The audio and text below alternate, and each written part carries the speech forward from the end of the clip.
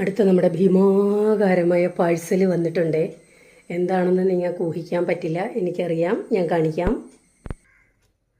കഴിഞ്ഞ ദിവസം ഞാൻ പാം ഷുഗർ അതുപോലെ തന്നെ ജാഗറി പൗഡറിന്റെ സ്റ്റാറ്റസ് ഇട്ടപ്പോൾ അന്ന് തന്നെ അതെല്ലാം സ്റ്റോക്ക് തീർന്നു. അത് കഴിഞ്ഞ് അഡ്വാൻസ് ബുക്കിങ്ങും ആയിരുന്നു കേട്ടോ.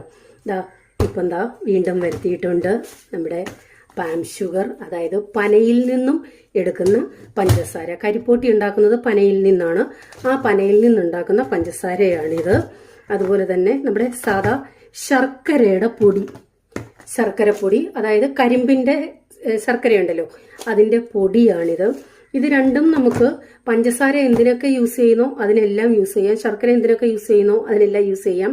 ഇത് നമുക്ക് ചായ, കാപ്പി, രണ്ടും ചായ, കാപ്പി, അതുപോലെ തന്നെ എന്തെങ്കിലും സ്നാക്സ് ഉണ്ടാക്കാനായി എങ്ങനെ വേണേലും നമുക്ക് യൂസ് ചെയ്യാം കേട്ടോ. അപ്പോൾ വീണ്ടും സ്റ്റോക്ക് ആയിട്ടുണ്ട്. ഇതിനകത്ത് കുറച്ച് ഓൾറെഡി ഓർഡർ ആയതാണ്.